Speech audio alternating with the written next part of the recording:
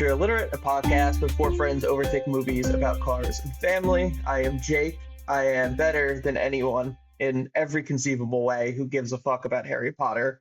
And I don't know if that comes off as arrogant, but I think it's more just a remarkably low bar. I am more confused than anything. I mean, I also don't like Harry Potter, but I've just been thinking about how lame it is and that people care about it. Wow. it is. Wow. It's another subsection of Disney adult, and It's people don't another- want to admit that. I think it's worse.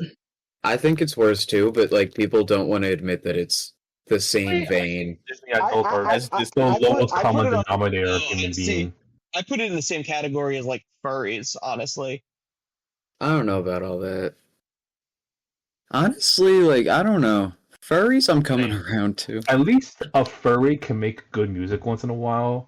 I'm not sure a Excuse me? Disney adult can make anything worth of salt. Is there an example you're thinking of? So turns out there was a song I listened to. It was pretty cool. I think it was a meme song. It's All My Fellas. I thought it was a nice little song. And turns out the guy's a furry. There are talented furries that exist. Don't But get it there's- twisted. But there is, fun fact, no talented Harry Potter fans. Think of anyone, Anyway. so I can't really disagree with that. There definitely are, but I just can't. I don't care enough. I don't care enough. And I also don't like Harry Potter, so I don't want to sound like I'm defending Harry Potter or that bitch that wrote it. So, Honestly, it's that part that makes me wary of any That's, big the Harry biggest Potter thing. fan. Here's the thing. I used to really like Harry Potter too. I always hated I don't it. like it as much as I used to. I I don't get the I never got the huge hype. around it. Yeah. Exactly. I That was the always, biggest thing found with it it. as an entertaining series, but I never found it to be the global phenomenon that it turned out to be. And then it's So- there's certain things that I hear about from it, because I never read all the books or anything, because I didn't like the movies or the part of the book that I read, so I wasn't gonna read 300 pages worth of book for each book. That said, but there's certain aspects of it that I've heard about, just through the grapevine, I guess, and I was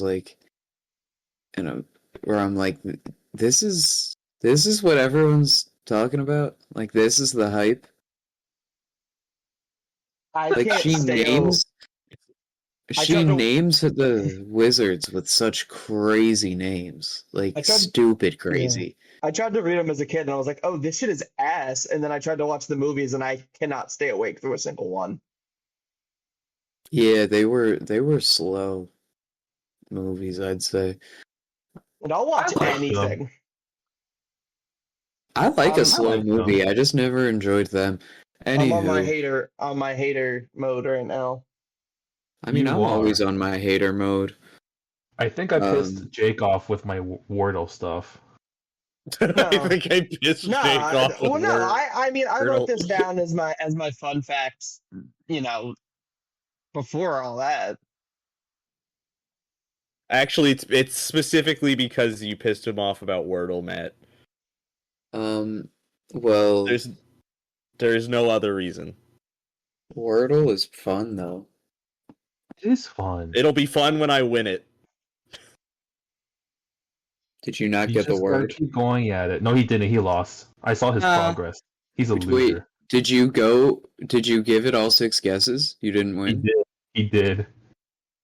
It was Which is why polar. I want a redo. If I don't was get a polar redo, like I'm the bear. suing the New York Times. What's the point in the Literally redo? You already know the word. Exactly, so that I can win. Anyway, I was going to, but then we started talking about Wordle again. You could be a Wordle word. Isn't it 5 letters? Yes. My name, yeah. I could be too. Oh, you were asking if Wordle is 5 letters, not if my Well, name was 5 letters. Well, but both are, right? Is The what I'm Wordle saying. Yes. isn't 5 letters. No. I mean, the Wordle words. The Wordle words are 5 letters, That's but what I'm Wordle saying. itself is Wordle is a 6-letter word. I understand that. Anywho, God, you piece of shit. God, Sean, I just want to fucking kiss That's you a on the good point. mouth. That's a good point, though. They should have dropped the E. that would Well, have but been, it was a play on the guy's name, which was Don't Wardle. care. Don't care. and nobody knows him. His bitch ass. probably Joshua likes Harry Potter. Wardle, I know him. I didn't know him. He's He's a Reddit software engineer. which makes him worse. That makes him subhuman. You know, that's a good point. Anywho, I'm Jason, and I didn't prepare a fun fact. However, I'm gonna say that my fun fact is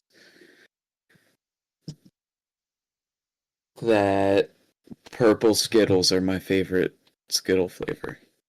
Valid. I don't know why people hate on the grape. I wouldn't really know because I don't eat Skittles. Anyway, my name is Matt, and my fun fact is today's Wordle of the day is polar. Which will be 2 It weeks. won't be. Like, at least a week out of Yeah. date by the time I get this up. Yeah. Because it's not So, going up if sooner you than listen a week to from this- today. Pissed off at me. People can't get pissed off at me for spoiling the Wordle of the day. Right, but if you're also trying to cheat and get the Wordle in one, don't guess polar today. Unless, I mean, no one would guess it, so it'd be kind of genius. You know, at the very least, it allows people to know when this was recorded. Yeah, that's Like, true. All you have to do is look back and when was the word polar, the Wordle of the day. I mean, I'll tell you right now, it's Exactly. Wednesday, May 28th. No, you Yeah, shout let out them to- figure it out. Let them do the math. Let our Exactly. singular fan do the math. You're no fun, Hi, Jake. You Mom. can't let You them mean- go you on mean a my mom? little You journey mean, yeah, to do you figure mean out when mom? this episode was recorded. Oh, I have another fun fact that I love Tyrese Halliburton. You're breaking He's my the heart, fucking though. goat. He should have been a Sixer. He should have been a That's Sixer, you're right. who you were talking about? Yeah, I'll never be over it. Yeah, because there was talk of him when the Simmons trade was happening. Oh, it wasn't just talk. We had an offer that we turned Oh, down. I know. It's insane. Yeah.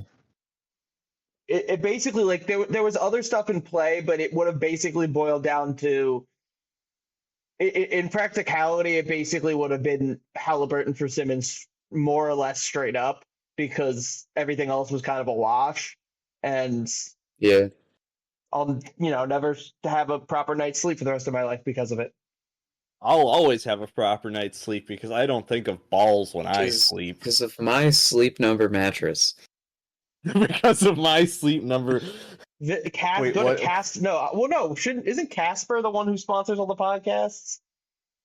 What's I the don't know. I've heard there's sleep number. There's another one that YouTubers always do. What is it? They're at Helix. Helix, that's what the one is. Yeah. Helix mattress. Helix mattresses. We're not Anyway, sponsored, I swear. so I was putting on my MeUndies this morning. I was putting on my MeUndies this morning after I woke up from on top of my large pile of Helix mattresses, where I use my laptop to take my BetterHelp therapy screenings that don't actually work because fuck BetterHelp. Jesus Oh, yeah. Christ. Shout out to Better Health, known for their Wha- amazing service. While using my Raycons, mind you. Has I had some Raycons. Raycons work solid? Not a sponsor. Those are solid earbuds, I will say. Did Sean actually say his name? No, I I was don't know waiting if for Matt or Sean did. I don't know. I Matt was did. waiting for Matt. Matt already went. That's my Matt did? name. Matt went several minutes ago. Yeah, Oh, well, I went. I went after Jason. I just didn't remember hearing you. I don't remember Wow. hearing you either. Matt Maybe was I tuned shouldn't out. have bothered participating. I listened to people well- of color. Well, I was just so disappointed because I didn't hear him, but I'm upset with myself that it My was my own brown fault. fiance just let out a really loud cackle when she heard me say I listen to people of color, so I don't really know how I feel about that. So what I'm saying is, what I'm hearing is that you listen to women of color as well, And women in boy. not general, only people of color. We don't listen to those. trans women are women. What is it? My name is Sean. Woo, big yawn. And my fun fact is that Wordle sucks. Because it didn't want me to Because you're win. bad at it. Because it didn't want me to win. Ass? That was my first time playing it. Shut the fuck. Yeah, You never and forget you your were first ass at time. it. Okay, and Wordle sucks because I didn't win. It only good if I win. Well, most things must That's suck then, how. Just like me. All the time. It's a constant. I had a fun fact, actually, and now I can't remember it. Blurt it out mid-episode if you What? remember. Will do if I remember it. Well, this has been quite the. I don't know if these qualify as cold opens, but I feel like they do. Anyway, I want to recommend Friendship, the concept and the movie. Wow, Jake saw it without his friends. You guys are remarkably inconvenient to get a hold of.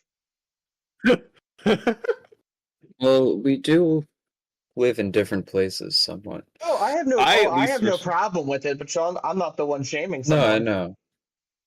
Oh, I'm not. I get you.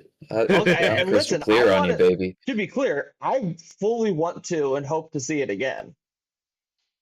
Jake, you know what I've Lived up to the realized about you? What? Is that you have the same haircut as the lead singer of Arm's Length.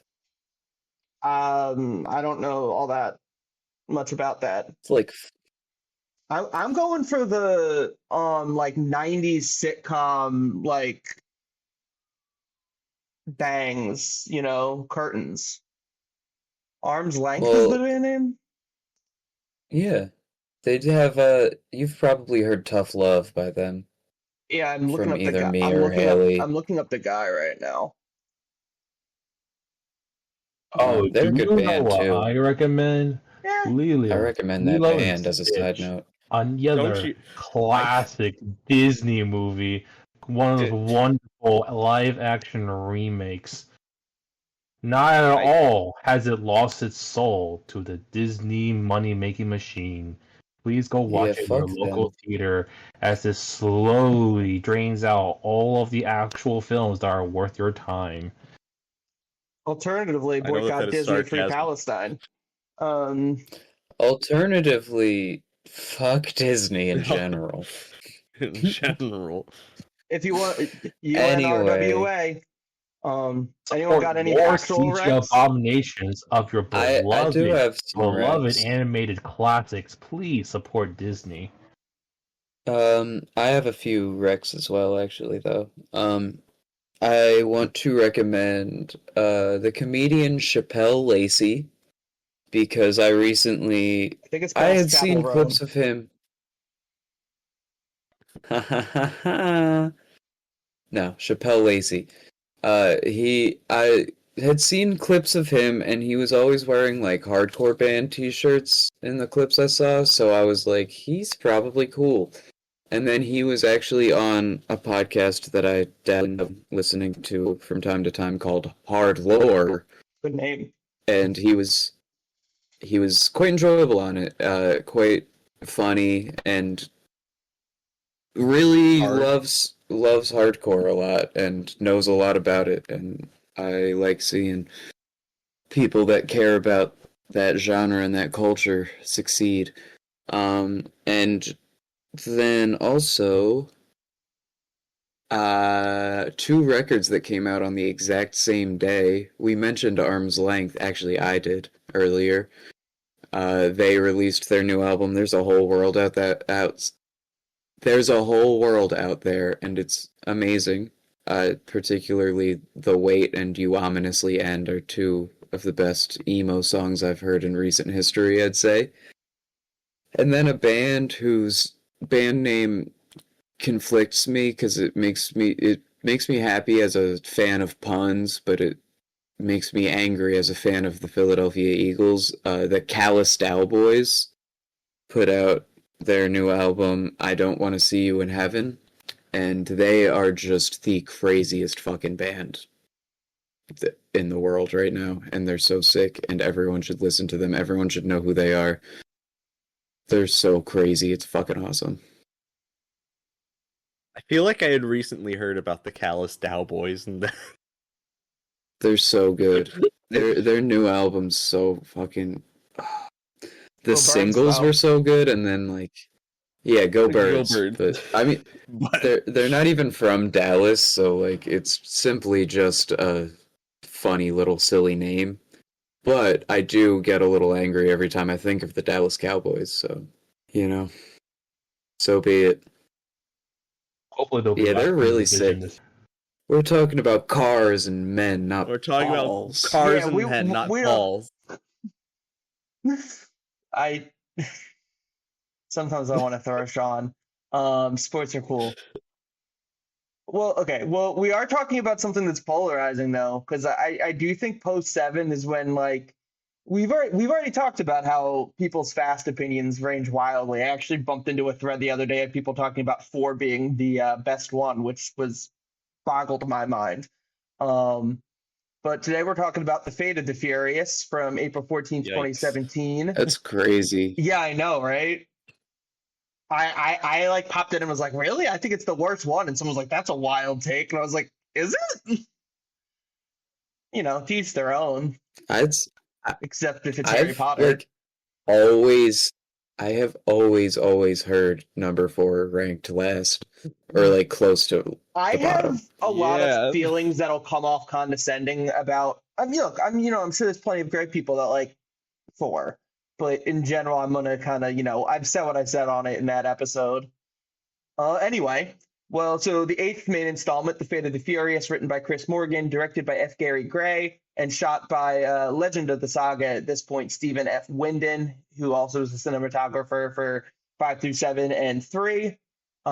It stars all the expected names from the family. Vin Diesel as Dominic Toretto, Dwayne Johnson as Luke Hobbs, Jason Statham as Deckard Shaw, Michelle Rodriguez as Letty Ortiz, Tyrese Gibson as Roman Pierce, Ludacris as Tej Parker, Natalie Emmanuel as Ramsey. It also features appearances in smaller capacities from Kurt Russell as Mr. Nobody, Scott Eastwood as who they call Little Nobody. I don't know if he has an actual character name, to be honest. Elsa Pataki as Elena, Luke Evans as Owen Shaw, Helen Mirren as Magdalene Shaw, and Tego Calderon and Donna Maar both cameo as Leo and Santos. And then lastly, but definitely not least, we have new big bad of the series, Cypher, played by Charlize Theron. Yeah, so this is obviously a big change in the series, marking the first one post Paul Walker's death, and seeing how the franchise in the story goes after that. I don't really want to beat around the bush. Do you guys like this one? It's okay. It's okay. I do. Say, I mean, I I like like it. I have qualms, but I I don't like it a lot more than I dislike it. Yeah, I don't necessarily think it sticks out in the ways that 6 or 7 or even 2 or Tokyo Drift do. It feels a little bit more of a run-of-the-mill standard Fast and Furious movie without it doesn't have as many memorable moments, I feel like the other ones, the highlights of this franchise do, I feel like.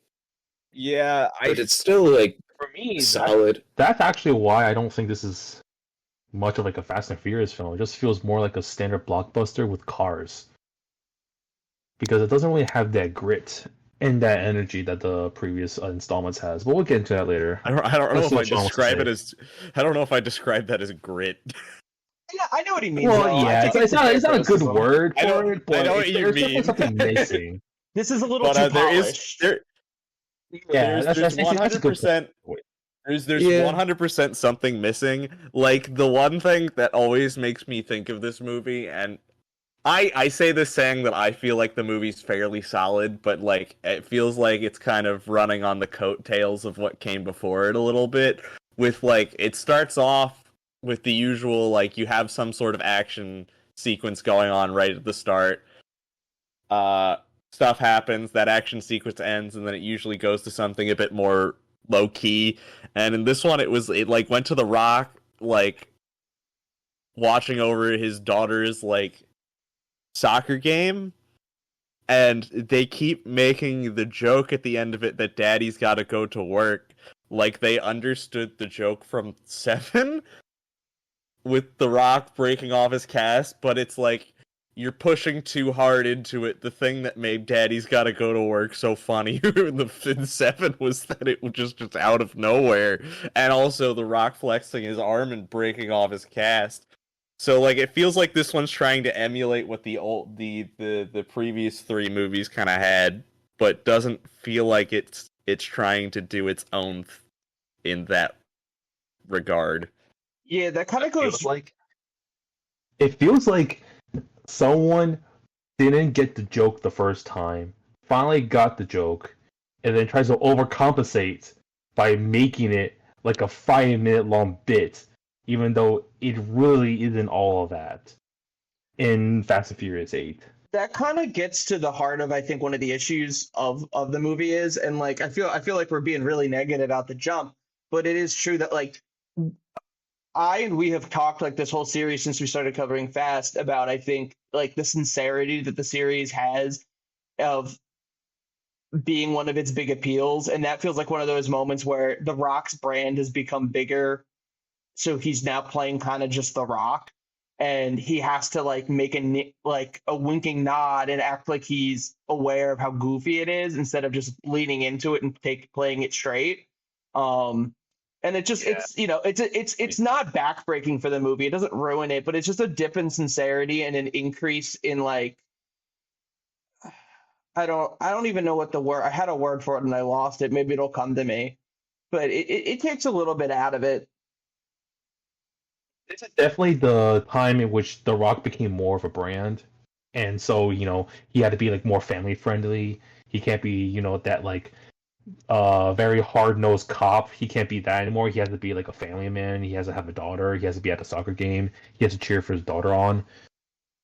Well, that one I'm fine with because they kind of already did that a little bit with the last one where you learn that he has a daughter and then he flexes his cast off. But like I have no problems with that because I think it's kind of funny to have the difference between like him being this hard grizzled cop and then when he's at home he's like doing the goofiest shit with his daughter. I think that's kind of cute if anything, but I also know that is partially also just The Rock's brand, except for the fact that he goes further and further away from the initial I'm a grizzled cop.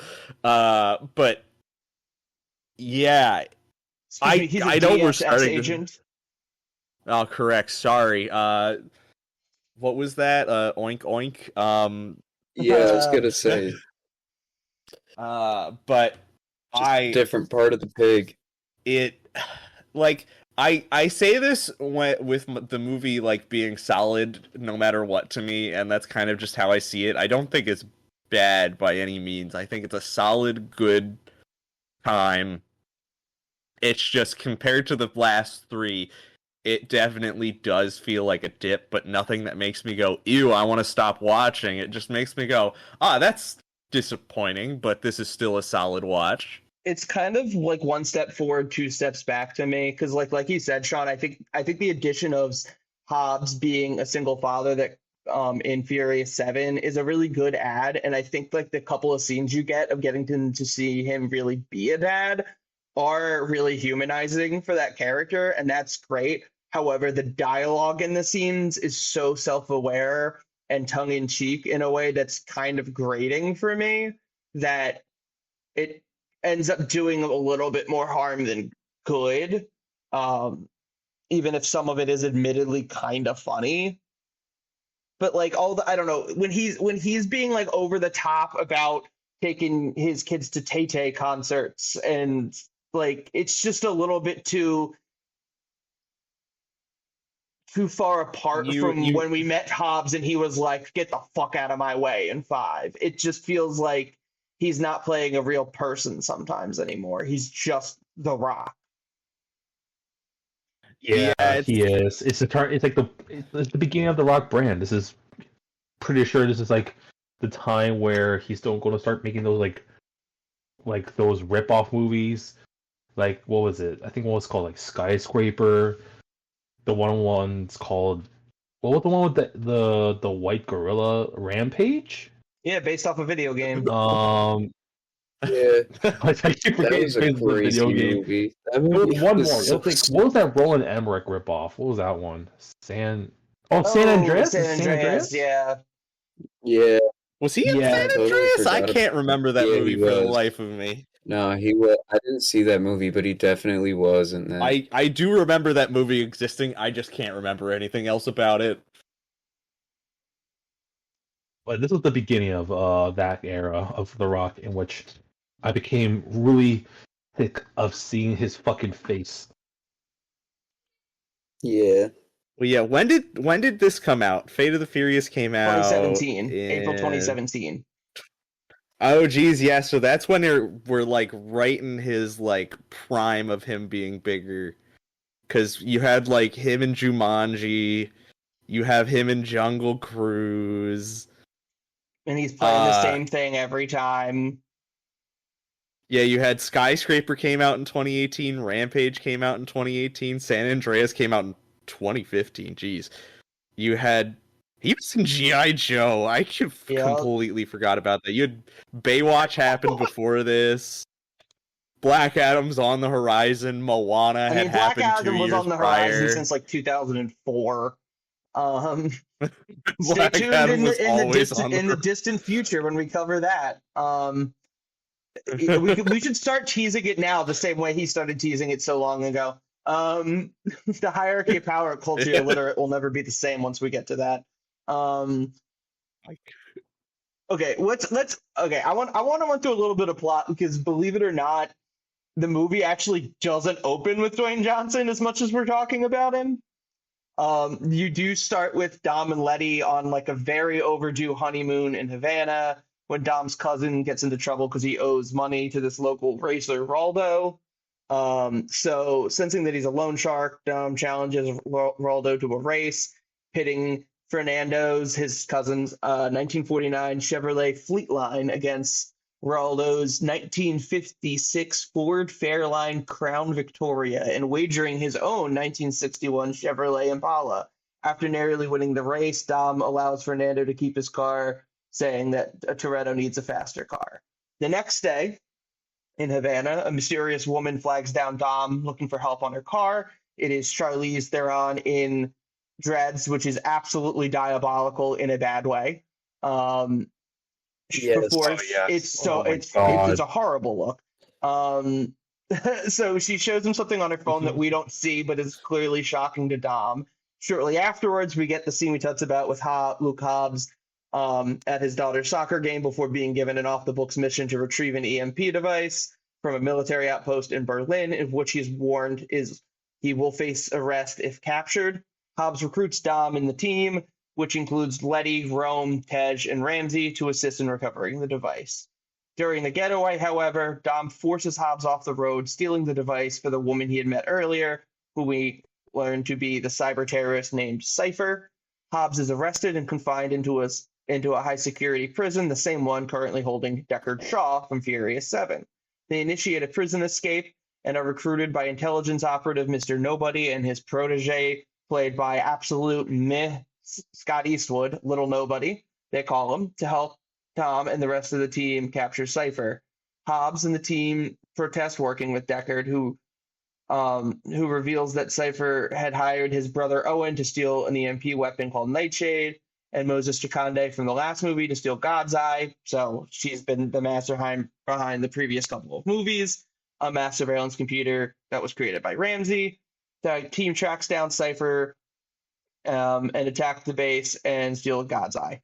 Anyway, all of that taken care of. God, where do you guys want to start? There's a lot to talk about. There's the new villain. The team. There's the team working with Shaw and the Hobbs-Shaw rivalry. Let's talk about those ugly, ugly dreads. Because that's honestly one of the things that bothered me the most in this movie. I'm not even kidding. It was shocking. I did not recognize it was Charlie Theron at first because those dreads just constantly took my eyes away from her face.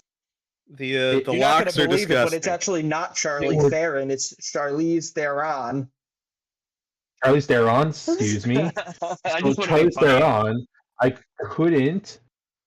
couldn't recognize her because I couldn't focus on her face. All I could see are those ugly, ugly dreads. I had to convince myself that it wasn't dreads for a moment, just so I would stop looking at it. But then, like, it's just like an eyesore that I can't take my eyes away from. It gives me chills. It's so bad. She's in a few of these, and her hair's awful in all of them. Correct. Just imagine like a pretty blonde woman but with dreads. Like it's not fitting whatsoever. They're really bad. Like white people dreads are always kind of bad, but those. Oh, sorry, Sean. Go. I was gonna say one thing that I found to be somewhat of a positive looking back at this movie, and what I wish they went more for, is this movie is pure 100% Hacker Man the movie. Oh yeah. Because they 100% spend so much time being like, I'm hacking into the mainframe, and it's just both her and Ramsey doing bullshit like that, and it's so funny at times because it's just so stupid. Type at their computer and be like, "Oh, I got this." It's like they're having like some kind of brawl, but it's just through a computer. And also, this is like the big start for where they start turning Tej into more of like Tech Man versus like being the I don't know what I'd call him beforehand, but he wasn't really like, he was super into cars and was like a great mechanic and engineer, but like they don't really push him as like he's good with a computer, though they kind of like this one kind of tries to build towards that. 7 does it too, but like they kind of like try and build more towards him being like Tech Man, but it just feels weird when you already have Ramsey there. It's like clear that they wanted some kind of like duo there, but it's not really necessary, and also not necessarily like in Tej's character. Yeah, that's the only thing that makes me go about it, because like I could get him growing into it and learning, and I'd love to see that being like that. That would be a stupid fun gag to see over time with him and Ramsey just trying to teach him. Counterpoint, I like it because it's ludicrous. And like pun intended. Yes. Like pun intended. Like you just look at the guy and you're like, oh yeah, he's the hacker. It's just and he has abs apparently. And he has abs and he's hot. He has abs. God, I wish they leaned so much more into the Hacker Man bullshit, because it would have been 10 times funnier if they just went apeshit with it. Because it never works for me, but it's always funny to see how far they can go with it. I did appreciate the part where they're in New York, and we'll get to this later, I guess, but all the cars start turning into zombies. Quote unquote, and they start falling out of the buildings. Well, the thing is about like hacker fights is basically like a highly energetic camera films the person typing at a computer, and then when something happens, they just go, "Oh no, you didn't," and then they counterattack, and it's just like endless cycle of that over and over and over and over again. It's really funny because it's so over the top. I also love that whenever they do show a computer screen, it's always like this overly CGI'd fancy like user interface, which is something nobody would ever do, but I always find it funny of like, all right, I'm hacking in, and it's like big globe, zoom in on location, looks really like detailed, very weird. This is why actors get paid the big bucks, because they're just staring into a green screen and they're just going like, "Oh yeah, I'm hacking into the mainframe." That's 45 minutes.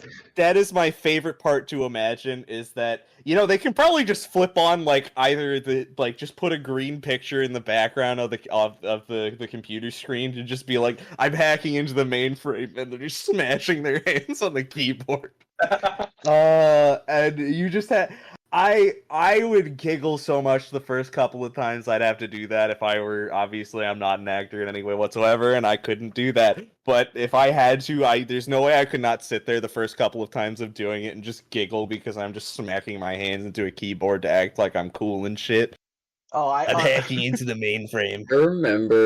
I remember like as a child thinking like that just looked so fucking sick when people would do that in movies and shit, like when they would just be like typing away at a computer. Or even just like people in life, like whenever people were like typing really fast at a computer, I was like, they must be on some shit right now. And it's like, looking back, it was probably just like teachers writing emails. But I was like, they're doing some important fucking shit over there. They're hacking into the mainframe. Exactly. Okay. Well. Since we're talking about hacking into her hair, I guess we can keep it on Cypher. I do think she a very good villain, to be honest. Kind of emblematic of where the franchise is now. We've kind of fully by eight, I think, is when they've left all pretense of like cars still come into play in the action. There's still plenty of driving and all that, but like Cypher has nothing to do with them. Even if you want to, like, you could draw some strings between like the villains in 5 through 7 as like, you know, get criminals and gang leaders, and obviously with like stolen cars and like, and the importance of being a getaway driver in, you know, in a criminal organization or something. It's, you're kind of grasping at straws. But I think by the time you hit Cypher, it's just like she's a cyber terrorist who wants to gain control of the world's nukes. It's so out there. Start War 3. But yeah, I will say say I like her. She is definitely like the farthest removed in terms of like characters. I can understand why they're involved with these characters in some of like, if a villain that's involved with these characters in some way, shape, or form. The only thing I didn't like about her is that her acting evil was always just her whispering and trying to make it seem like she's trying to be evil but also sexy at the same time constantly, and it made me uncomfortable because it's just the same thing every single time she talked. I mean, she's definitely the most evil person we've had as a villain so far. Yes. In Fast. Like, I wouldn't put her as the best villain. I would still give that to Shaw and Deckard Shaw in 7, though obviously by like the midway point of this one, he's not even a villain anymore. But that's a conversation for later in this episode. But like she threatens to shoot a baby throughout this movie. She basically she basically sexually assaults Dom in front of Letty. It's a kiss on the lips, but like she completely against his will, just because she can, otherwise she'll shoot his baby. Kisses Dom because, and then other than that, it was her plan also is to just rule the world with nukes. It's also so gross that every time she talks to Dom and she's like, she always goes over this big philosophy of you always have a choice, and he's like, the fuck I do. She's like, you have 2 choices, and he's like, no, I have 1. Yeah, and she's always chewing scenery. Like she is about it. You can tell she's like happy to be there. And is just comically evil, doing a great job hamming it up. That is one thing I do 100% give it, is that like I think she's a solid villain who has a good start, and she doesn't die at the end like most of them do. So take with that what you will in the future. But I like her in this, and I think she does a good job being evil. So I give her props for that. I just wish she didn't whisper the entire time, except for the 2 moments where she gets really mad at Dom. I like her plan as well. I mean, that's a fair point performance-wise, but I really enjoy Charlize Theron as Cypher. I'll even defend the hair, because I think the hair being so fucked up adds to how, like, you look at her and you're like, she's crazy. Why's her hair like that? But her plan is also I like, always, like, no, go ahead. there's just so many different actors in these movies that I forget about. Like, I completely forgot that Charlize Theron was in this one Helen until Mirren I is was what always watching gets it, and me. I was like, I even was like, because like with the dreads, I was like, is that Charlize Theron? But I was like, no, it is. I'm not crazy. She I is. knew I just like there's the cast grows so much, and there's so many one-off characters and side appearances and whatnot that it's crazy. that's my Quick favorite question. because anybody can show up at any time. Exactly. It's like The Simpsons. Couple quick ones, bro. A little bit off topic. Is Cypher comes back in 9, right? If I remember correctly. Cypher's in She's in 9, 9. and I believe she's in 10. Is she in? I don't remember her in 10. I just remember Jason Momoa. I haven't seen 10 since like its opening weekend. We'll get to it soon. We're only a couple away now. Look, the fact that the only thing you can we remember ever from 10 see, is Jason Momoa is a good thing. I Yeah, love 10. I'll see if it yeah. holds up, but I remember loving it. I remember remember just 10, but Jason Momoa was the fucking highlight from this. Oh yeah, Jason Momoa playing Muscle I'm actually the Joker. opposite. I did not like 10. I remember. Yeah. Well, I mean, we'll get there soon. I kind of anticipated you and me having Finally, some back and differing forth on this opinions. one. But so far we've been mostly on the same page. Open-minded. I remember liking it more than 9. I think 9 was my least favorite. Well, we're almost there, buddy. Oh, Also, boy. did you ever see Mr. Nobody's sidekick again? Like the green guy? Like the Green? newbie? The rookie? Oh, green isn't a metaphor. I thought you meant like literally green. I was like, who's green? No, not I was literally green. Not literally That's green. on me. I That's think on he's me. new. I'm just being stupid, Matt. I'm sorry. I made the same stupid connection because when Matt said green, I was like, are we talking about the Green Goblin was the first thing that came into my mind, and I was like, why are we talking about the Green I Goblin? was so confused. You guys I are was like, idiots. bro, I fell asleep. It's like, I've seen this shit like 3 times. Somebody's green? You think I come on? You make fun of Matt misspeaking and saying shit wrong all the time. And he uses No, I don't a think figure I of don't- speech completely correctly. I know, it's all on me. I don't think we ever see him And Sean. again. And Sean. And me. I don't think we ever see Little Nobody again. I could be wrong. I mean, Scott Eastwood is like, I'm sorry, he's not very good. For as legendary as his father Forgettable. is, He's extremely forgettable. Clint Eastwood absolutely lives Yeah. in front of and behind the camera. Scott Eastwood, it's like as soon as he's out of my plane of vision, I forget he exists. He's not a good actor. The character has no reason to be there. It was just in an era where like Hollywood was really trying to make him happen.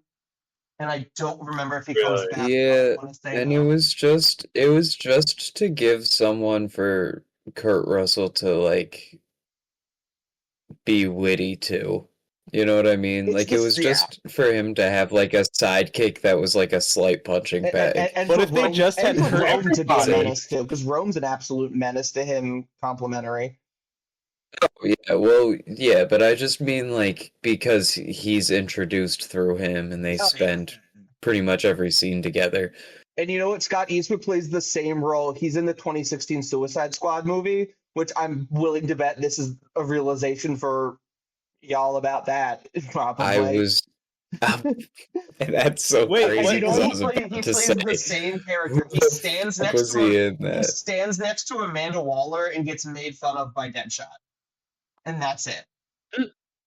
Oh my I god, I don't forgot know. about that. And it doesn't even Jesus. I it's just don't, flags you know, already there, so it's I, like, why did you? I don't. hey, It's I'll do you one better, Sean. I forgot about it, and even right now when he just said it, I still have no idea what the fuck he's talking about. one day we'll get to it. One day. Oh, no. You might as well have you could have told me that he was like, I don't know. You could have told me anything that he did in that movie, and I would have been like, sure, maybe he did that. You know, I'd love the running gag of Scott Eastwood being in every movie and he's just a cardboard cutout in the background. No, I'd rather. I just don't. They've never made a more generic white guy. I don't need to see him in That's why he'd anything. be perfect. That's why he's perfect in the background. Generic white guy. Give him like a CW show or something. I don't. That would fit. He does look like a CW actor. He honestly does. My thing with him is I don't really have anything against him in terms of his acting. It's just generic, and then he looked like a generic white guy. So yeah, like it's just that he's just he's nothing to write forgettable home for about me. in any way. Exactly, he's just forgettable. Like, to me, he's not a terrible actor, but he's not a good one either. He just does his thing. I don't know. I think he's almost as wooden as Genocide Barbie, Gal Gadot. But Hello, no. Khaled, no. One No. more thing on Cypher Hello, before no. we move on is I also think a highlight to me that makes her a good villain is the genuine threat posed, and that I think Dom being able to separate Dom from the family, Dom being an existential threat to them. Obviously, he is the most intimidating of the group, and he's the leader of that group. So without him there, it's such a threat to the family. But also, they're his biggest strength. So it's such a threat to him to not have them as a resource.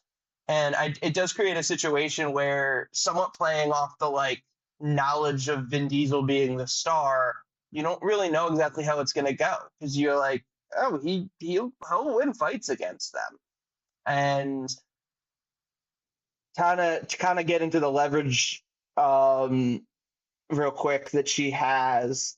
It's revealed that Cypher has kidnapped Elena, Dom's ex-lover, and also a DSS agent, along with their son, who Dom did not know existed. In order to secure his loyalty, she sends him to retrieve a nuclear football held by the Russian Minister of Defense in New York City. But while, I'll pause there actually, because that is kind of what I wanted to talk about. So her plan is ultimately to get these codes, which will allow her to blackmail all the world governments to do what she wants because she thinks she's better than everyone and knows how to run the world and will just nuke people if they don't listen to her. And is using Dom to accomplish her goals via threatening to kill his ex and his baby son. Again, pretty evil, pretty vile. How do you guys feel Pretty about the fucked whole up. the Dom heel turn arc? Obviously, he's never truly bad per se, but is it something that like added an element of stakes to you, or was it just, or did it feel? I know I've seen some people, and I'm the former, but I've seen some people feel it's just unnecessary, that they didn't really have any interest in seeing the team fight Dom. Um, you know what's funny is I actually remember like the trailers for this movie coming out, and I had never seen any of these movies at the time, and like the trailers were all about like Dom turning against the family, and like that being so dramatic, and I was like, man, those movies look so dumb, and now here I am recording a podcast about these movies. That being said, I like the twist personally. Like I think it's a fun little like plot thing to keep things fresh. Because I mean, you know, you gotta have something new. You can't have them be fighting against the same people all the time. And I thought the motivations were like his motivation for turning against them was understandable and reasonable, and like everything that he did made sense in terms of like, yeah, he was going against his family, but he was also still doing it for family at the end of the day. And for like, because he had a greater good in mind, because he, ultimately came through for everyone. I wish. Oh, you go first, Sean. Okay. I think my biggest thing with it is that because these movies act so much like a soap opera, I kind of wanted that if you're gonna have Dom do evil things, I want there to be repercussions at the end towards him. Obviously, like, he loses what's her face? Why am I forgetting her name? Elena? Like, she still gets shot. Yeah, Elena still gets dies. shot in the head and dies, and that I would say is close. But like, I wanted lasting repercussions afterwards because they all just accept everything that he did, despite the fact that he did almost, because of reasonable circumstances, I guess, still led to this crazy lady almost having all the nukes to do bullshit. But that's that. And I feel like even with his reasonable cause, that would cause, like, there would be trust issues between them after that. Not that I inherently find the whole idea behind Dom being evil bad.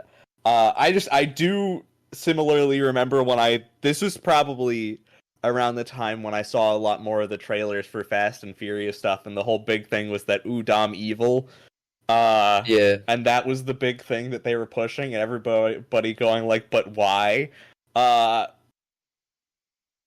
To me, it feels like they should have upped the drama in this situation. I think the killing of the baby is a good thing. I think it's just the afterwards, the drama should have been upped a little bit, and that would have made it, like, good to me. Fair. I would have pushed. My bigger thing is I never have. I think the killing of the baby. I don't. Wait. Hey, Killing, you wait, wait. killing Saw of want the the baby. Wait. Saw wants the baby to die. Hey, late-term abortions are okay. It doesn't matter how late. I see what you're saying about team trust being hurt. I don't personally feel that way, but I get the complaint. The only issue I kind of have is I think I would have like pushed the baby reveal and the reveal of why Dom was helping Cypher, but even like 10 minutes just to buy a little extra time, I think would have added to the drama of figuring it out.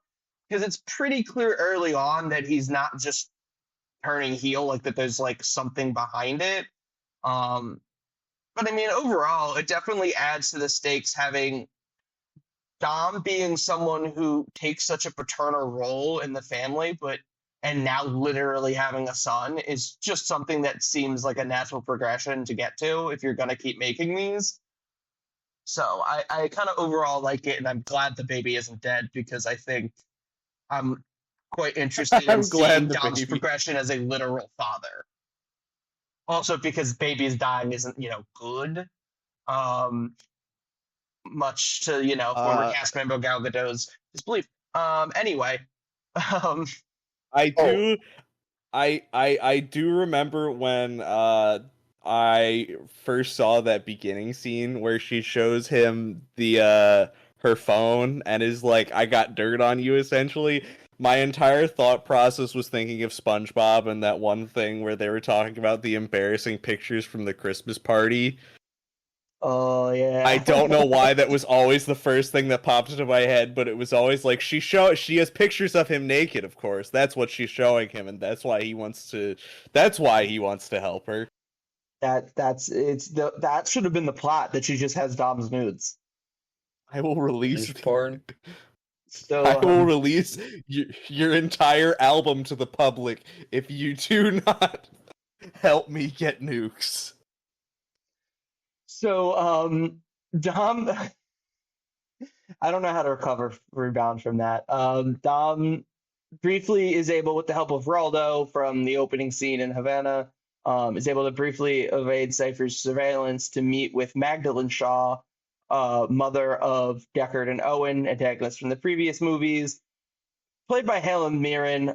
He meets with her to offer her a deal that in exchange for her help, he will arrange for the Shaw brothers to be freed from government custody if they rescue his son from Cypher's plane.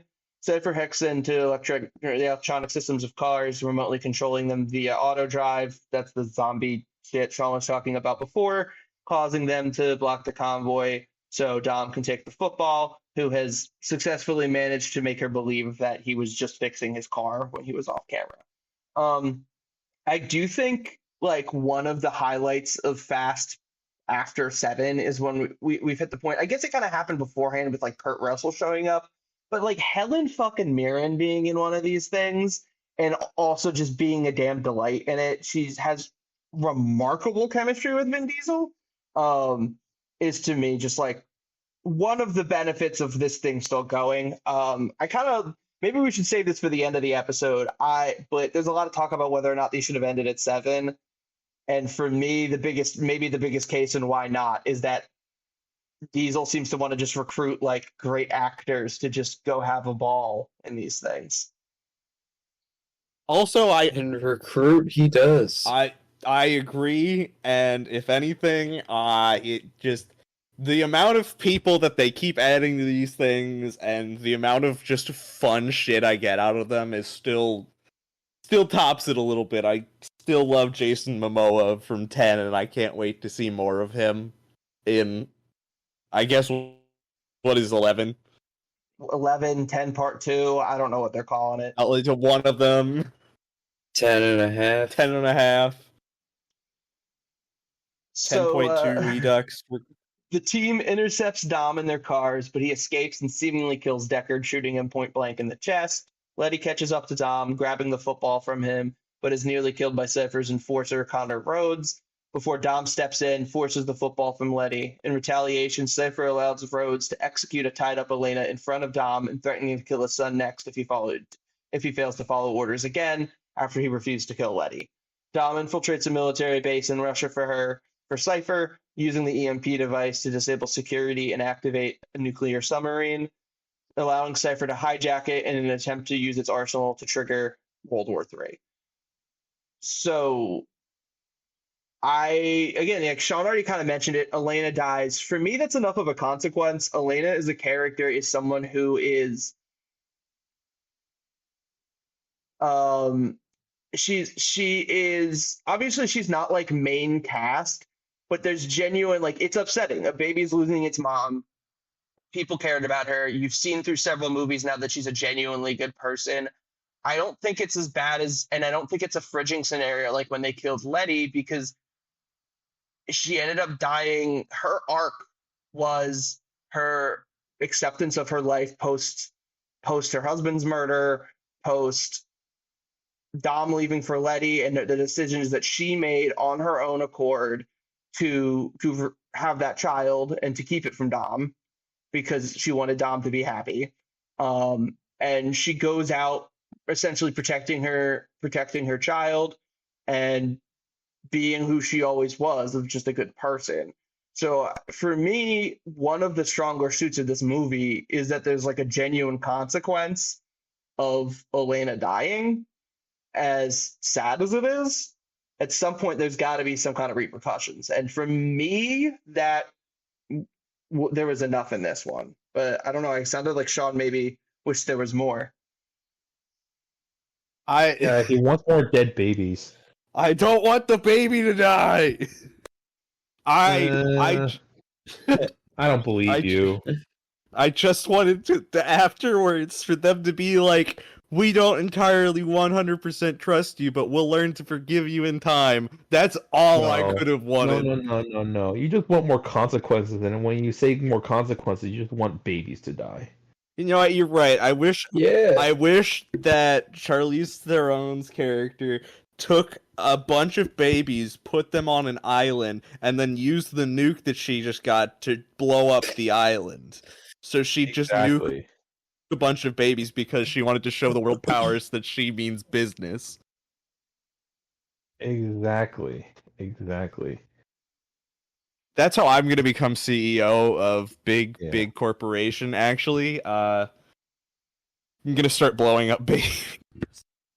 Let's start blowing up babies. CEO of big corporation. I mean, what's the difference? Exactly.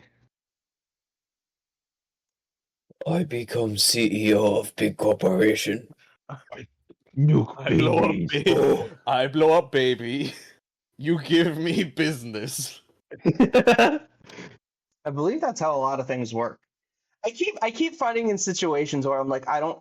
Sean's talking about like exploding babies, and I'm not sure how I'm supposed to progress a podcast about a car movie. I just Well, we're just Well, let's- basically showing let's that talk Sean's about the our views perfect on September CEO. 11th. He's endangering the lives of future generations. He'd be a great E CEO. I would be. I endanger the lives of others.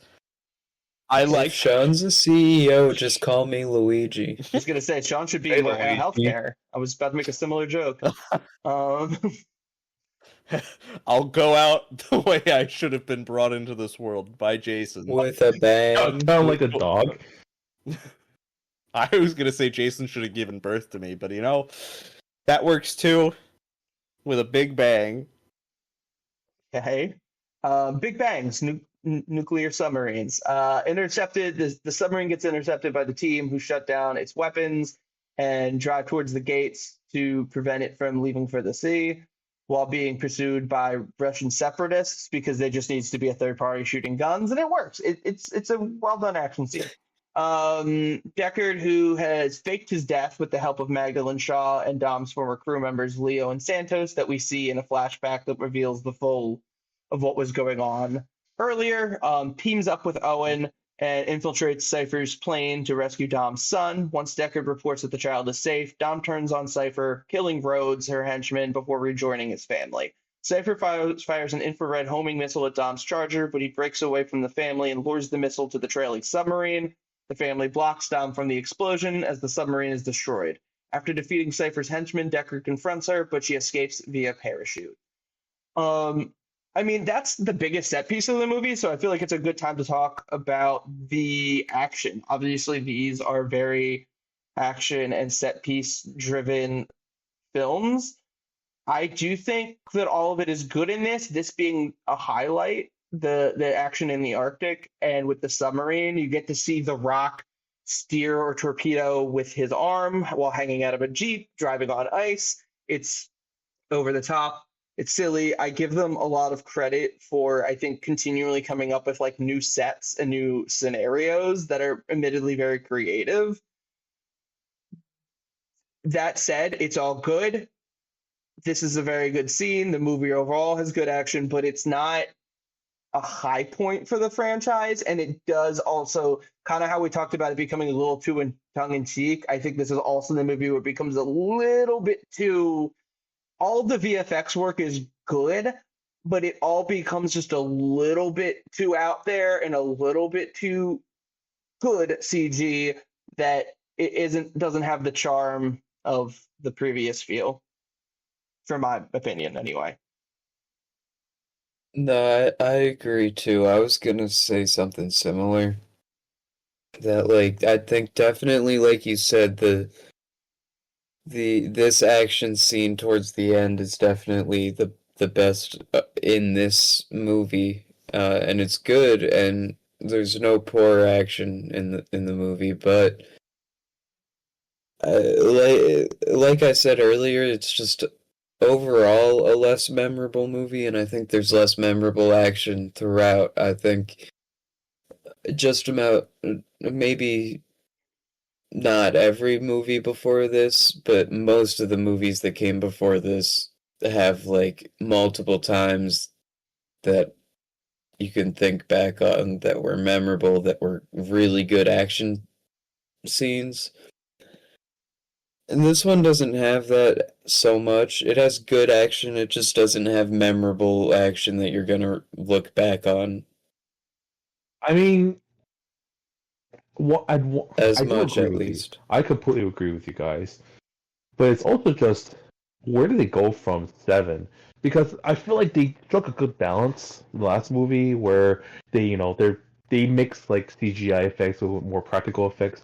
A good example would be like the movie where they hop from tower to tower with this like super fast car. Like obviously they're not going to jump off drive off a tower. That's obviously all CGI. But then they'll cut in between those jumps a bunch of like shots of the car like going through like a bunch of like rubble or bars, like construction and stuff like that, to make it feel more real. You can't really do that in like the set pieces in this movie, and I'm more specifically talking about like the submarine chase. Like, how do you do that practically? Like, or how to like blend practical effects into that, other than like the car explosions. There really isn't anything you can Yeah. really do, unless like you're some kind of genius, in which please work in Hollywood. But I can't blame them. But it is a problem that becomes more prevalent later on. The dependency on CGI effects that does make it lose some its charm. But that, of course, is going to be something we discuss later on. You A lot know, of I was just looking this up because I wanted to see how much of this. Apparently, from the stuff, this also includes a not so fun fact. But the whole them riding their cars over the ice, the main thing that was CGI during that whole thing was the submarine, and even then, they apparently still also had a real submarine. Uh, Oh, what? Oh, apparently, a large portion of the scenes were still in this one very non CGI heavy, which is interesting to see. do you Even even the ones with the cars in New York that were driving around, the zombie cars, were real, aside from, at least according to, this is according to Thrillist, so I don't know how entirely true these are, and I haven't looked up anything past this. do you happen But to have apparent do you happen to have like how the set was for the Arctic stuff? Because that to me is the big like the Arctic stuff was all shot in Iceland, apparently, Okay. on a glacier nearby, and apparently they did have like glacier props and some other things like that. So it seems like it wasn't entirely all like, obviously there's probably some digital like enhancement in terms of like maybe the scenery or something. Yeah. But this leads into the not so fun fact. Apparently, one of their glacial props got knocked off and hit two horses, and it killed one of them That's horrible. during filming. So that part's not fun. But No. Why were there horses? I don't remember ever seeing a horse in this movie. Yeah, I was like, why I are there think- horses by the Arctic set? I don't.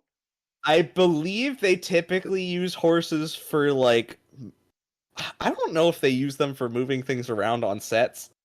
Horses on film sets. Let me look that up and see what it comes. I mean- I mean, while you're looking that up, I want to be clear. Like, I don't think any of us mean to like demonize visual effects work or CGI either. Like, it's great, and I think everything looks really good in this movie. They're deceptively well shot, and I think the visual effects are like pretty spotless for whatever is used where.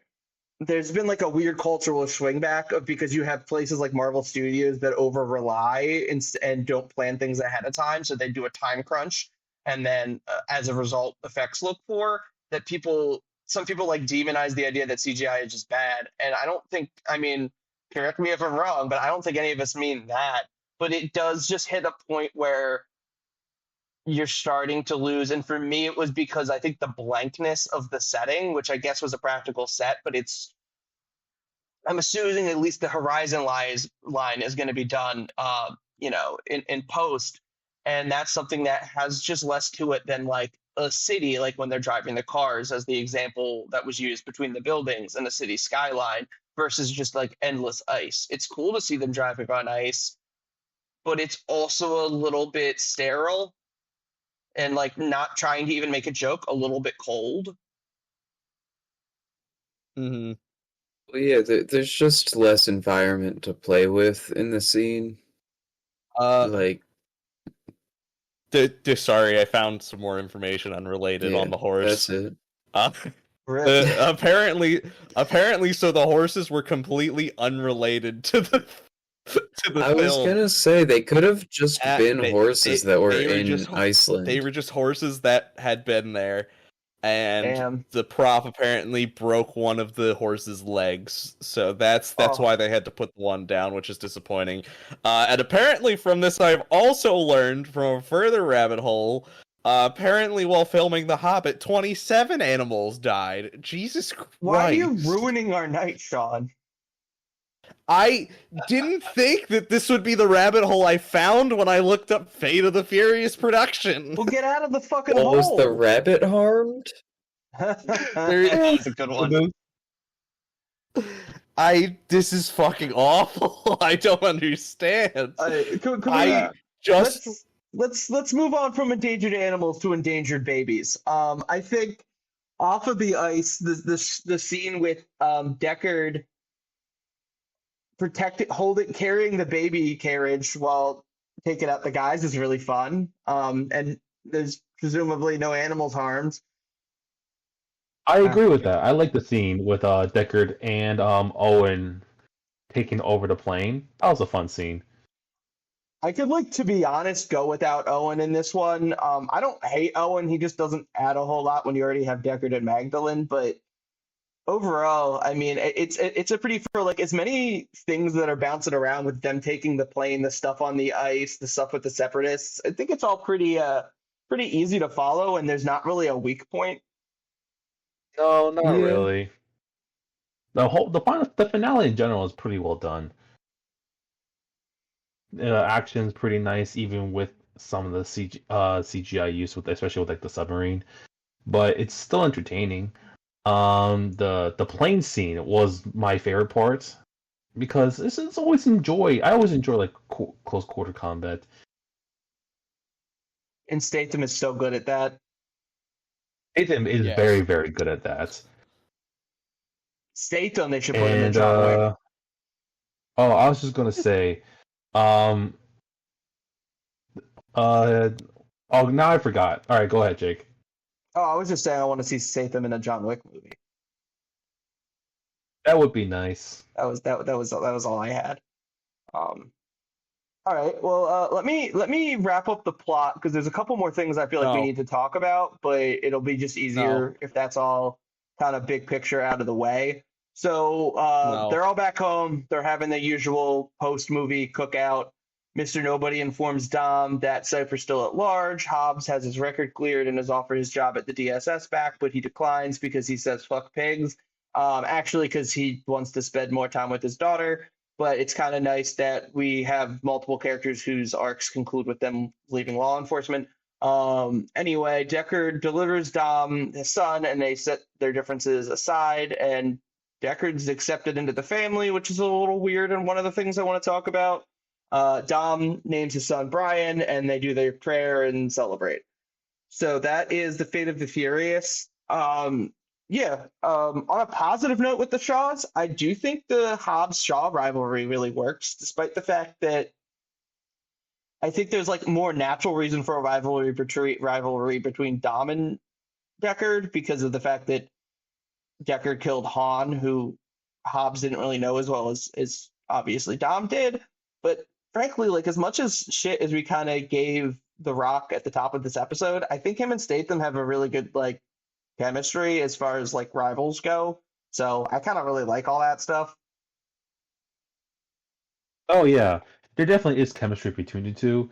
I mean, it's so effective that they made a whole movie out of it. So they definitely had something going on there. I mean, that's somewhat of a hot take. I know I've encountered plenty of people that are not a fan of that duo. And I don't know. That's weird to me. I don't think they overlap. I think they are like two very different types of action star. So People hate that duo. Yeah, I feel like it's fun. Like I it's like agree. watching like I feel like watching like a I can't say like it's like a WWE, but it's like watching like a like watching two different fighters go at each other. It's entertaining, and they're both good at it. So I'm not sure what's wrong.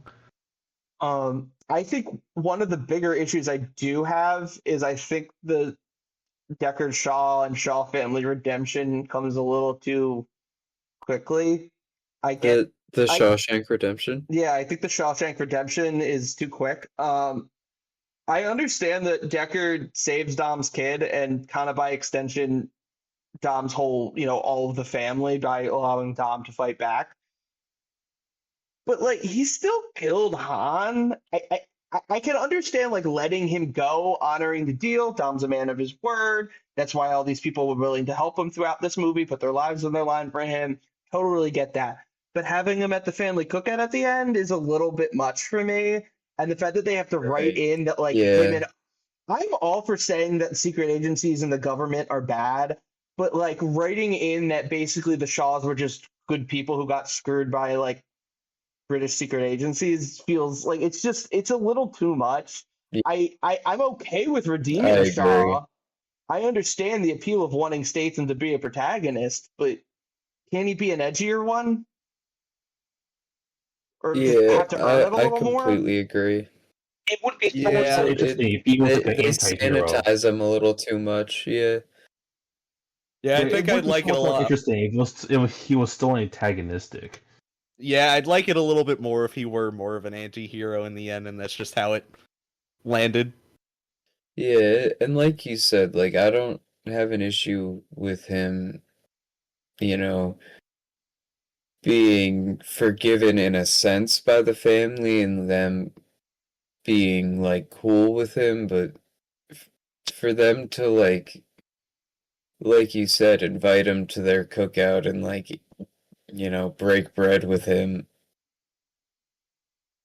like not long after he killed a friend of theirs and that they found out that he killed a friend of theirs, like it's a pretty quick turnaround and a pretty like stark turnaround too. I think one way that lets me down as well is I don't know if this is a hot take, but I think this is Vin Diesel's best performance in the role. He's surprisingly subtle when he's being, forced to work against his will in the scenes with Cypher. And I think it's like genuinely again like his wheelhouse is limited, but they're right in it. And I think this is my favorite overall Dominic Toretto Vin Diesel performance. But it gets a little bit too simple. Like it would have been even better if they would have let him have to experience a little bit more conflicted emotion at the end there, instead of just kind of letting bygones be bygones. I agree with that. But his Yeah, performance is Yeah. very good. You honestly, when you see him, you honestly can feel like just how much hurting his family going against his family just hurts him, and how reluctant he is to do it, but yet he is still forced to do it. How do you I like. sorry, Sean, go. I was gonna say I like how bald he is. Oh yeah, me too. Always a fan. Good good looking looking guy. guy. How do you guys feel about I mean honestly big picture, how do you feel about the fact that they made another? I am glad, but I completely understand the people that are like seven was it. Maybe they checked out at seven or just wish they had. Um, I don't, I don't know. I get that. I don't necessarily think it's disrespectful to Paul Walker, but what are your, I remember even before I'd seen these As being like, they're making another one. as like I kind of assumed they were ending before I watched any of them. I just assumed like, oh, one of the leads died and like they had a send off that was very well known. Like, yeah, that's the end of that. as like I a was follow up. I'm gonna fuck you up, Matt. Do it. I'll do it right now. You and me, mano a mano, my cock up your ass. Isn't it my foot up your ass? No. No, it's my cock. That is It's- wrong, Matt. You did skip that you're outside his house right supposed to now. be The Rock. I am outside your house right now. This is Alright, let's fucking a go. story for Let's another fucking time. go. But It's a lore. Uh, It's some lore. As like a follow-up, I completely understand this being like Schmed people, because like you're following up, Paul Walker died, you have such a nice send-off for him, and you have such a nice send-off for like the end of a Fast movie in general, and then to have this be the follow-up, I get it, because it does everything the previous movies do, but to a lesser extent, in my opinion. Because, like, you have the stakes, and they're big in this one, but they don't feel as big. If anything, just because, like, you're throwing a nuke into it, and while, like, that makes sense, that's pretty bad. Hey, not just a nuke, a nuclear football. A nuclear football. It just feels like they've already done potentially politically world-ending schemes before, and have done it better. And on top of that, they've had similar jokes in past movies where they've been done better. You've had a similar send-off to Brian's character, but done better. It's just, I don't take this movie as inherently bad by any means, and it's not bad, it's just inherently, it's following up something that did everything it did, but the stuff before it did it better. So it just hits it. If you were somebody watching these movies as they came out, which I didn't, I feel like it would hurt a lot more going into this movie and being like, feeling a little bit like I've seen this before and I've seen it done better. So like it would hurt more in that instance. For this, I know that there are movies after it, and when I saw it, there were already movies after it that I could watch to see how things continue or progress. So I don't feel as bad walking out of this. I wouldn't feel as bad finishing this one and being like, that's how it ends, because I don't know if it's going to continue after this one, presumably when it came out. But like in my situation, I knew that there were movies after it, and if I saw this and saw the ending and was like, that's it, I probably feel a bit miffed. So I get it.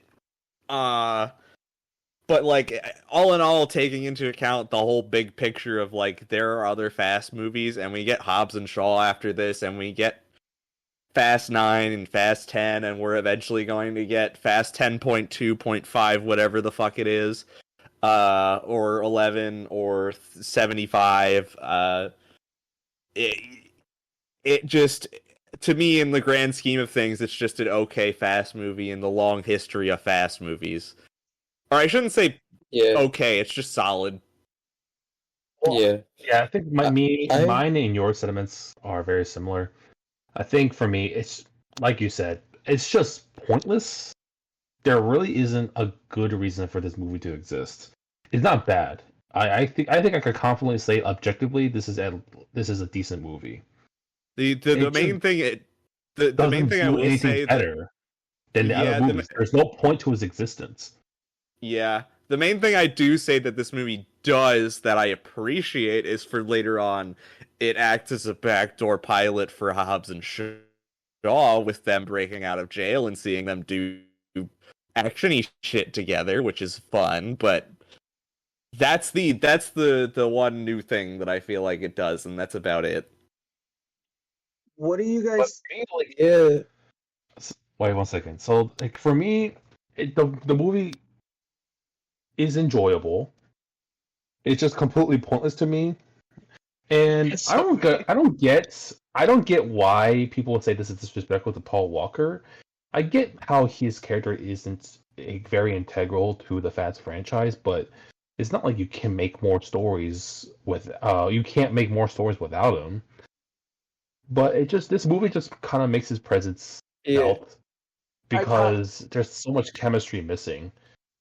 that's kind of one of the specific. that's So I just go and then I'll go. no, no. I just was gonna say like, uh, it's one of those things where like the previous one was a perfect send off, and they could have ended it there, and I think it would have been like a great final movie, but at the same time, like you also have these other casts of characters that you've grown attached to that they can still tell stories with, that the actors still uh are interested in doing movies for. So it's like, you know, it to me that doesn't take away from how great of a send off Seven is. It just, it wasn't the end of the story for the rest of those characters. Yeah, I mean, I know, I feel like it's just not our place to speak on what's disrespectful to Paul Walker because we didn't know the guy. I know Diesel's talked about them having talked about going through 10, and that's why he wants to go through 10 or whatever. I don't know. I'm not there. I don't know if those were real conversations. I tend to believe it, I guess. But I think one of the things that rubs some people the wrong way that I kind of want to talk about specifically within that is the where's Brian during this thing. I think it's fair if you don't buy Brian not showing up to help for this, but at the end of the day, I think they did a really nice job in Seven of navigating that character's arc so that it's about him coming to terms with where he's at in life and being happy with having settled down and his priority being Mia and his child and his children. So at the end of the day, I guess I don't view it as him sitting it all out as much as he is staying semi-retired and prioritizing the safety and protection of his immediate family. Not that he's not, you know what I mean? Like it's just like, well, someone's got to watch out for them. There's, Right. What are you gonna leave? He doesn't want to put And obviously, himself I in mean, danger. not that Mia's not capable as well, but there's children, and it's just, I don't know. At the end of the day, I think it'd be a lot more like ghoulish if they tried to just keep bringing that character back with his brothers and effects. I don't, no shade to his brothers at all, intended. I don't know. I get why it. I both understand why Seven could be a jumping off point for someone, and for me, it's not. And it's just not a big enough issue. Him not being present makes sense for where the character was left to me. Yeah, I agree. I also agree. It's not impossible to move on from a character even though they are integral to the story. It's always possible. It's just that like for me, like him not being in the movie is felt because Oh he yeah. does bring so much more. He brings a lot of presence and he had good chemistry with a lot of the characters. And for me, they just don't do a good job of filling in that void. But I don't think in any way that this movie is disrespectful to Paul Walker. I don't really understand why that would be the case. Like you have to move on at some point. Like I don't know. I don't understand like halting an entire franchise just because, well, even if like the actor unfortunately dies, but you can still make good stories. Like I was gonna Jake, you might want to edit this part out. I was gonna bring up Wakanda Forever. I'm not sure you want me to bring up like. No, no, no, you're fine. I mean, just because we're boycotting for the pod, like, pirate it. Everyone go pirate Wakanda forever. But yeah, so like a good example is like Wakanda Forever. Like rest in peace, like Chadwick Boseman, but he was fantastic as Black Panther, and he is felt like his absence is felt in the sequel. But I feel like they still told a good story without him. Yeah, and the last thing before we do final thoughts that I mean, obviously you guys can interject more, but in terms of the Paul Walker stuff is Dom naming the child after Brian. I've seen a lot of kind of criticism is that as far as just story wise, like why is he naming his kid Brian if Brian, like the character of Brian, is still alive? I don't know. I don't think it's that weird to name your kid after your You good can friends. still, yeah, Like I don't think that's that weird. yeah. I was gonna And say, Fast also, movie. like, naming your son after your uncle, like that's not that weird. Yeah, Also, it's a not that fast weird. movie. It's not that deep. Like, And don't look too much into it. Exactly. I think you're kind of missing the That's forest for the trees too. Like that's just not the fucking point. Like this guy in real Exactly. life lost his friend, and it's just a little way to honor him. Like it's. I just Yeah, wanted to say that Exactly. because that's something that Too gets much talked about a into it. lot. Exactly. Yeah, they're looking too much into it. They just Mhm. it's just a gesture to a friend that he lost. That is it. They don't have to look like, oh, but this doesn't make sense with the story. I don't. Shut the fuck up, please. right. tell 'em And that. again, like people name their kids after important people in their lives. Like just because he's not dead, like that doesn't. It's not that weird. People Like, also it's not. people also Like, name their that's- children tragedy, so Yeah, exactly. Like Yeah, so that's Fate of the Furious. It's one that I know people there's a lot of hate out there for, but it still was. I mean, it was a very successful movie. It got overall good reviews. Do you guys recommend Earn it? like $1.2 billion or something. Oh yeah, it made a shit ton of money. That not that means quality, but it made a shit ton of money. Do you I guys think recommend those it? Chinamen. You could I he can do. say that. He can say that. No, I need to say that this movie caters to the Chinese people, Well, and that's and fine. so I must like it. I am just saying that the phrase you used, you are allowed to say.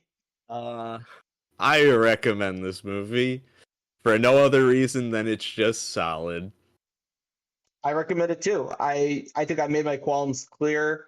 I guess overall, my least favorite thing would probably be like how soon how quickly they all forgive Deckard Shaw, and I guess maybe to an extent Owen, but mostly Deckard since he's the one that's actually an important character. Anyway, the highlights for me is I think Cypher is a fun new villain. Vin Diesel's really good in this. I don't want to undersell the movie. It's just kind of like a lot of the praise I can give it is the same as praise I've given the past installments. Good action, good characters and cast. Roman Tej cracked me up. I love spending time with the family. So overall, I recommend it, even if it's not to the heights of 5 through 7 for me. Yeah, same goes for me. It's still solid all the same. I just it doesn't reach the heights of 5 through 7. correct. I agree. Is anyone going to add anything? I don't even know if Matt gave it a yes or no on rec even. I already said it. Oh, you said It's did you? my Yeah, obligation he said he reckoned. as a He said he Chinese reckoned. man. Oh, I didn't to know that like was it. serious. I didn't know that was an actual answer.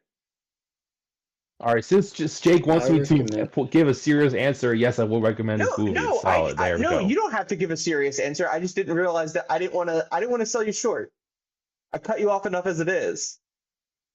Yeah. We all know that life is hard enough as it is. He doesn't speak for the minorities. He speaks over the minorities. Well, God, fuck. I'm a little surprised that that we went 4 for 4, but I'm happy. So thank you. Solid. Like you can't like Yeah, it's knock it too much. Like it's just there's nothing too much to complain about. It's just not amazing. It's just not great. Same page, my It's- man.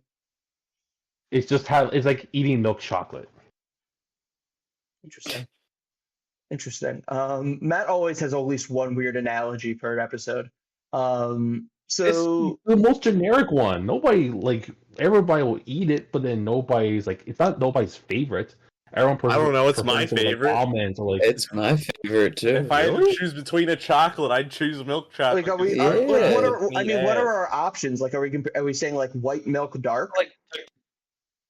well no, I talk about like just plain like Like a milk plain chocolate, like, nothing. You're saying no, like a plain no like Hershey bar nuts, versus no like a anything like Snickers that. or a Reese's or. Okay, that's okay. Okay. You know what? No, I fuck with the analogy. I'll Thank never you. fuck with Nobody that. else. Thank you to Alo Fett, Alofett. He is the Reese's Cups of graphic work. He did our podcast artwork. Thank you to Jason, who is the Butterfinger of music, for the podcast music. I'm crunchy. You stick to my gums. The the upsides on SoundCloud. You can look there. I'll put things there eventually. And my Oh, band, Faraday. I drum in Faraday Band PA on Instagram. We're hard at work, baby. Matt watched us practice. Aww. Follow Culture Ew. Illiterate, the black licorice of podcasts on Spotify, Apple Podcasts. Ugh. Subscribe to Culture Illiterate on YouTube, @illiterate_pod. If it's a social that we have, that's the @ until I say otherwise. Reach us at cultureilliteratepod@gmail.com. Rate, leave questions, comments, reviews, all that stuff. And we're going to divert slightly, in a sense, next episode to talk about a Fast spinoff that Sean kind of mentioned earlier. Fast and Furious presents Hobbs and Shaw.